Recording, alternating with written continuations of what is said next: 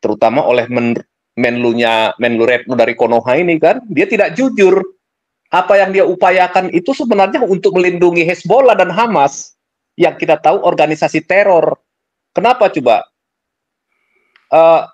Simpanan persenjataan bawah tanahnya Hezbollah ada ditemukan peluru kendali Rusia, kemudian kiriman senjata dari Iran, itu cuma 200 meter dari Unifil. Masa Unifil yang terdiri dari pasukan pengamanan internasional dan mereka juga militer profesional, nggak tahu di sekitarnya 200 meter doang ada penumpukan senjata dan kegiatan militer lain yang notabene adalah teroris yang harus sebetulnya di demilitarisasi sesuai dengan resolusi 1701, resolusi daripada tentara regulernya.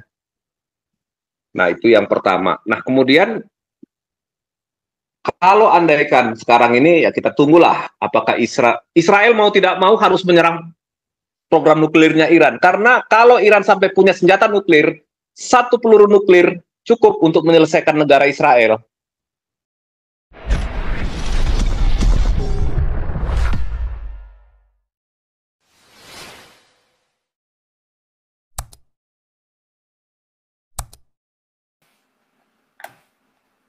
Tes suara Pak Paul. Merdu, Ampung. Iya. Ini sekarang ini kan kita lagi menunggu ini apakah Israel jadi menyerang Iran tentunya kan, menyerang reaktor nuklirnya atau program nuklirnya, atau menyerang kilang minyak dan tambang-tambang minyaknya, itu yang kedua. Yang ketiga, menyerang sasaran-sasaran militernya, misalnya pangkalan angkatan udara, kemudian juga basis-basis pasukan-pasukan Garda Revolusi maupun pasukan reguler Iran gitu. Kita tunggu yang mana ini. Tetapi yang jelas dalam 2 hari ini yang kita tahu adalah serangan cyber sudah dimulai. Jadi konsep perang modern itu Pak Paul, ini menurut omongan di Kedai Tua lah ini ya, saya nggak perlu sampai gelar S2, S3, omongan di Lapu Tua aja gitu. Jadi perang sekarang ini bukan lagi perang antar militer, tapi perang antar negara. Nah, perang antar negara ini nggak harus tentara lawan tentara, Pak. Cyber juga yang medan tempur yang baru ini adalah cyber dan artificial intelligence, karena kalau kita bicara tentang perang menggunakan drone itu kan pasti artificial intelligence kan. Jadi Israel sudah mulai menyerang dengan serangan cyber. Memang tidak ada nyawa yang hilang, tapi kita nggak tahu dampak kerusakan ya kepada sistem keuangan, sistem pemerintahan, kemudian juga sistem publik ya, kebijakan publik di Iran itu bagaimana, kemudian sejauh mana dampaknya terhadap program nuklirnya Iran, kita belum tahu. Sepertinya ini nggak terlalu kelihatan berimpact, tapi kita nggak tahu Pak. Dulu serangan Stuxnet tahun 2006 itu menunda program nuklirnya Iran sampai 10 tahun. Ya, serangan virus Stuxnet itu. Jadi kita belum tahu bagaimana dampaknya ke depan. Nah, Amerika, terutama Biden, itu dia takut sekali kalau Israel menyerang program nuklir Iran atau kilang minyak. Kalau program nuklir Iran diserang, kemungkinan mungkin nanti takutnya Rusia ikut campur atau misalkan terjadi pencemaran radioaktif di lingkungan dan korbannya juga bisa jadi regional gitu. Kalau kilang minyaknya diserang, Amerika takut nanti Selat Hormuz diblokade atau misalkan tambang-tambang minyak negara-negara sekutu yang jalur hijau itu yang Saudi dan lain-lainnya itu nanti juga akan diserang oleh Iran. Nah, ini yang dikhawatirkan. Amerika lebih suka kalau Israel menyerang sasaran militer. Tetapi untuk sejauh ini, buat apa Israel menyerang sasaran militer? Kualitas daripada alutsista, kualitas pasukan, kualitas daripada kemampuan tempur militer Iran itu jauh di bawah Israel, meskipun rankingnya mungkin Iran di atas gitu, tetapi efektivitas secara organisasi juga di kemiliteran Iran itu pasti sekarang sedang hancur. Bayangkan kalau andaikan si pimpinan Garda garda revolusi untuk urusan luar negeri Iran ini betul-betul dicurigai seperti kata Pak Paul tadi menjadi agen Mossad gitu ya, itu pasti bukan hanya dia yang kena, Pak. Satu kumpulan daripada garda revolusi dia harus cari satu persatu dari level paling atas sampai paling bawah. Pasti satu militer ini ya, badan militer ini pasti sudah kena ya, di samping yang tentara regulernya Iran, karena ini sebenarnya garda revolusi ini tentara partai kalau di negara-negara sosialis atau negara komunis. Jadi kayak di Cina dulu kan ada tentara reguler Cina, ada yang namanya tentara pembebasan rakyat gitu ya, yang khusus mengabdi kepada partai, kepada Mao Zedong. Nah, ini juga terjadi hal yang sama di Iran. Jadi garda revolusi ini mengabdi kepada Ali Khamenei.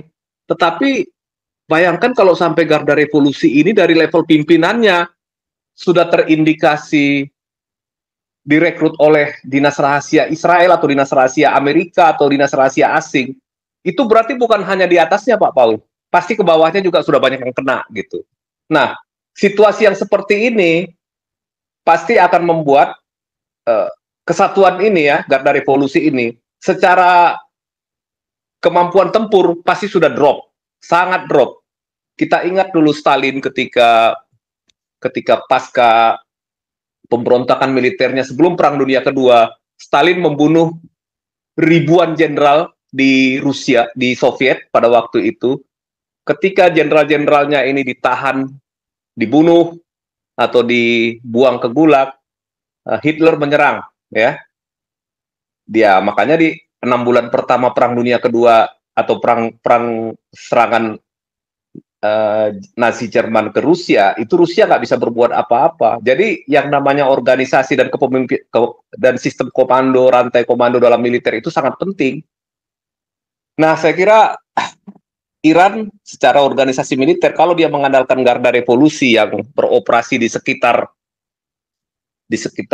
Timur Tengah ini, kayaknya sih sulit untuk menang lawan Israel gitu ya.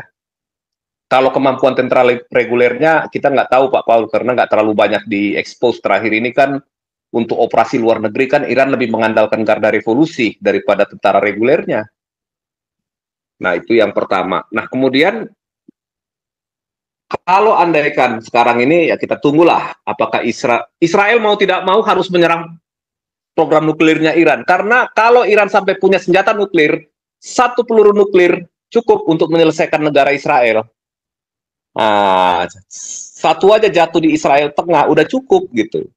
Tercapailah cita-cita mereka memusnahkan Israel, sementara Israel ini adalah benteng terakhir peradaban Yudeo-Kristiani.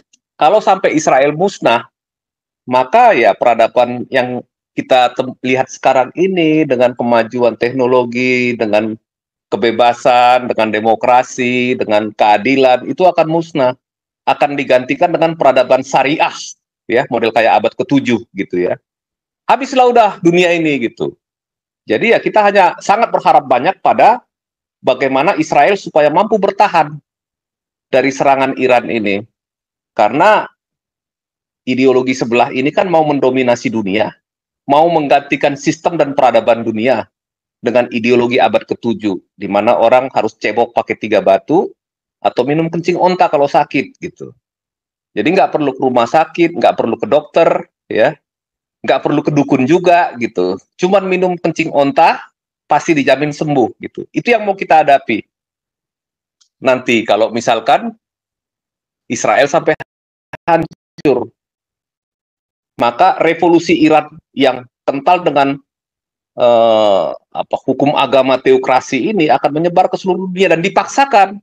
Pilihannya hanya ada 3, mau ikut, pindah, dibunuh, atau bayar jizya. Cuman itu aja, cuman 3 itu aja. Nah, inilah makanya ya mudah-mudahan Israel bisa bertahan. Karena sekarang ini yang digalang adalah ya segala macam ya intimidasi terhadap Israel. Ancaman kalau Israel menyerang akan perang dunia ketiga lah, akan perang nuklir. Semua ini sebenarnya propaganda dan membuat Israel itu takut gitu. Tapi ya untungnya Netanyahu ini sepertinya dia cukup berani mengambil keputusan, berani mengambil resiko, berani malu, berani diserang oleh seluruh dunia. Karena seluruh dunia ini sudah bisa ditipu oleh Helel Ben Sahar ini gitu. Tertipu semuanya gitu. Nah, mana ada negara sebelum menyerang dia menyuruh rakyat sipil itu harus mengungsi terlebih dahulu.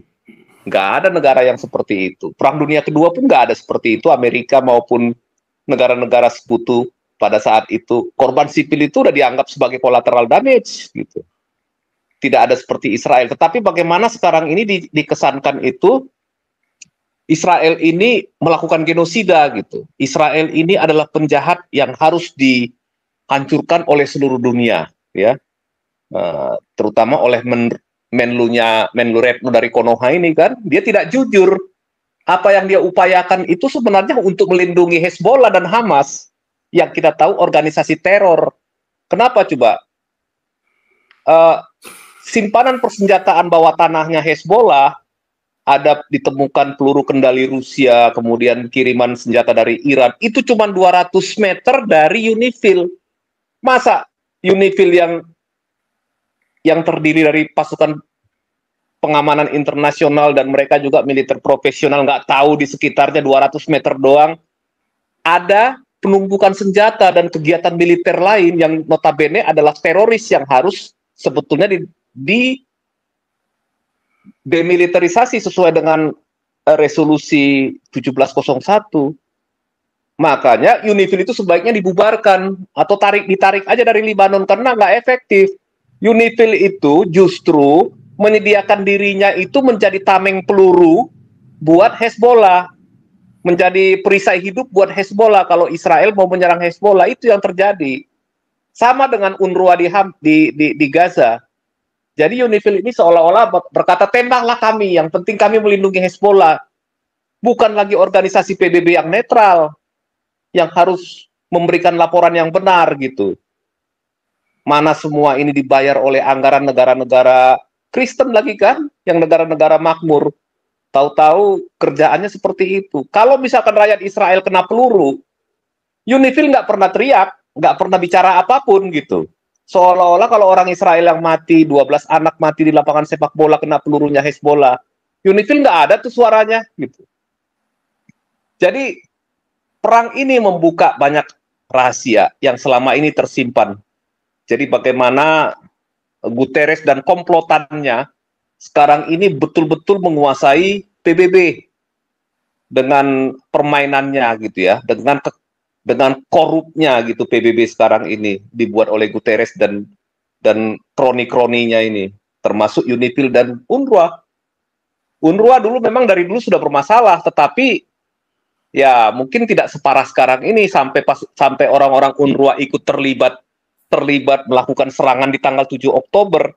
Jadi sekarang framing dari orang-orang sebelah ini adalah menghapus sejarah serangan 7 Oktober itu. Jadi seolah-olah yang diingat orang itu adalah ketika Israel harus melindungi dirinya akibat serangan 7 Oktober. Itu yang terjadi, Pak Paul. Nah, kemudian kita lihat sekarang ini kan berbagai prediksi soal Perang Dunia Ketiga. Ya, Perang Dunia Ketiga ini mungkin nggak terjadi. Ya, ada bermacam-macam pendapat sih. Kalau saya sih mengatakan tidak mungkin. Tapi kalau perang regional yang lebih luas itu bisa, tapi belum bisa dikatakan Perang Dunia Ketiga. Kalau Perang Dunia Ketiga berarti Asia juga harus ikut perang. Misalkan di Asia China mau menganeksasi Taiwan. Asia ada perang, di sana ada perang, Ukraina perang, Eropa perang, baru bisa dikatakan Perang Dunia Ketiga. Tapi kalau eskalasi perang yang lebih luas mungkin saja terjadi. Nah, kemungkinan kalau terjadi Perang Dunia Ketiga atau kemungkinan nanti akhirnya dari perang di Timur Tengah ini siapa yang menang? Ada 4 teori kemungkinan yang siapa yang menang. Pertama, kemungkinan pertama adalah Israel menang. Tentunya dia harus bisa mencapai tujuan objektifnya, misalkan mendemilitarisasi Gaza dari Hamas, deradikalisasi dan mendapatkan sandera yang ada gitu. Tetapi kalau sekarang ada satu persoalan kalau misalkan kemungkinan pertama kita pegang itu sandera, kita belum tahu bagaimana nasibnya. Tetapi kalau demilitarisasi udah hampir terjadi. Ini Jabalia ini terakhir ini sama Gaza Tengah operasi lagi. Jadi sepertinya kalau Hamas tidak lagi bisa memberikan ancaman berarti buat Israel di masa yang akan datang. Nah, kalau sepertinya sih amannya buat Israel, Pak Paul, kalau pendapat saya, kalau Pak Paul ketemu dengan teman-teman Knesset itu ya, pengamanan di Gaza itu ya harus seperti di tepi barat, baru Israel bisa aman, ya, dengan penetapan zona yang ketat gitu. Tidak perlu diduduki, tapi juga ya pengaturan keamanannya harus seperti persis di tepi barat. Itu yang pertama. Yang kedua, kemungkinan kedua, katakanlah Hamas menang, ya, Hamas menang atau Palestina menang, Israel kalah. Akhirnya daerah-daerah yang katanya menurut pengakuan mereka itu sebagai daerah mereka, walaupun sebenarnya tahun 48 mereka menolak itu, sekarang aja diakui sebagai wilayahnya. Itu bisa didapatkan dengan tekanan dunia internasional, ya. Tapi ada permasalahan, Gaza dengan Fatah itu tidak bersatu. Dunia Arab juga pecah. Dunia Arab pecah dua, satu yang pro ke Iran, satu lagi yang takut sama Iran. Jadi kemungkinan kedua ini ya kalau mau menyatukan Fatah dengan Hamas ya long way to go gitu ya, long and winding road. Jadi agak susah gitu. Makanya Charlie Chaplin itu berusaha bagaimana supaya Hamas dan Fatah ini bersatu. Kenapa? Supaya bisa menggalang dunia muslim ini untuk sama-sama menyerang Israel. Atau menggalang opini dunia itu untuk menyerang Israel. Itu yang terjadi gitu. Nah, itu yang kedua gitu. Yang ketiga, kalau kita lihat, yang ketiga ya Iran yang menang. Yang Iran yang menang, ya kalau misalkan dia menemukan senjata nuklir, dia bisa menggalang dunia Arab atau Timur Tengah, tetapi kelihatannya juga sulit, ya. Yang keempat, itu perang terhenti dengan sendirinya kalau sama-sama merasa bahwa ya civil society bergerak untuk ke arah perdamaian, ya. Tapi sulit. Kenapa? Karena nggak akan mungkin kalau ada ideologi seperti di Hamas Charter atau di Fatah, ya mereka memang hanya mau mendirikan satu negara Palestina dengan hukum syariah. Itu nggak mungkin. Jadi Israel mau dikemanain, mau dibuang ke laut, itu tidak mungkin. Nah, kalau misalkan solusi dua negara nggak mungkin, ya solusi satu negara. Tapi versi mana dulu? Versi Arab, atau versi Palestina, atau versi Israel? Jadi memang ini pelik situasinya gitu. Ya segala kemungkinan sih bisa terjadi. Nah ada juga pendapat mengatakan seperti ini. Nanti sebaiknya Palestina dan ini dilebur jadi satu negara. Ya artinya ya dianggap sebagai satu negara lah, digabung semua. Jadi kayak semacam negara bersama. Nggak mungkin. Kenapa? Karena ideologi dari sebelah ini kan mau menyerukan untuk pemusnahan bangsa Yahudi dan negara Israel. Itu nggak mungkin. Itu sulit juga gitu. Artinya orang Israel tidak bisa hidup dengan kelompok lain yang ingin memusnahkan dirinya. Nggak usah jauh-jauh, kita lihat di Konoha ini aja. Kita aja mau ibadah hari Minggu aja susah kan, gitu kan. Orang mau bikin gereja aja kan susah gitu. Apalagi di sana nanti. Nah hal ini kan Israel juga sudah tahu konsekuensinya itu gitu. Kalau mereka hidup bersama nggak mungkin. Kenapa? Ada satu kelompok yang akan mendominasi dan menguasai diri mereka gitu. Karena tujuannya memang mau menguasai dunia kan. We will dominate the world gitu kan. Memang tujuannya kan ke sana. Nah, itulah yang terjadi sekarang ini. Kita tunggu apakah Israel berani menyerang pangkalan nuklirnya. Amerika mengirim sistem pertahanan anti rudal balistik ya, THAD itu ya. Karena untuk mengantisipasi serangan Iran. Kenapa? Amerika takut kalau Israel menyerang program nuklir Iran, bagaimana nasib nanti pemilu di sana gitu. Partai Demokrat punya kepentingan di situ gitu ya. Bagaimana nanti situasi pemilu di Amerika akan terganggu gitu. Juga nanti mungkin situasi geopolitik dunia akan terganggu.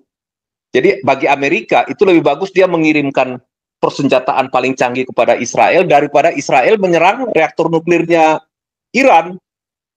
Ini persoalannya Pak Paul. Tapi bagi Netanyahu mungkin lain lagi pertimbangannya. Kalau Iran sampai punya nuklir, Israel menandatangani surat kematian. Begitu kira-kira Pak Paul. Silakan Pak Paul, lanjutkan.